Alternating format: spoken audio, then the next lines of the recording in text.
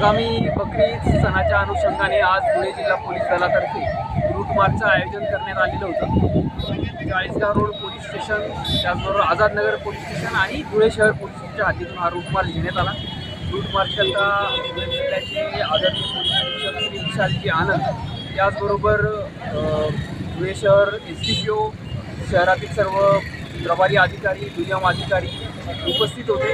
त्याच अनुषंगाने सर्व पोलीस अंमलदार, RCP, होमगार्ड्स, SRPF असे एकंदरीत 300 अंमलदार या ठिकाणी रूट मार्चकरता उपस्थित होते। पोलिसांचा बकरी ईदकरता संपूर्ण चोख बंदोबस्त प्लॅन केला गेलेला आहे। माझं सगळ्या नागरिकांना आवाहन आहे की सर्व नियम कायद्याचं काटेकोरपणे पालन करून हा उत्सव साजरा करावा।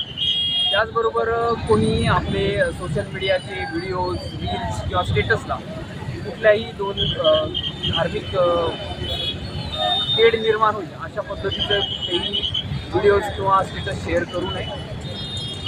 बकरी ईदच्या बंदोबस्ताकरता धुळे जिल्हा पोलीस दल पूर्णपणे सज्ज आहे आणि सर्व उत्सव शांततेत पार पडेल याची आम्हाला खात्री आहे। धन्यवाद।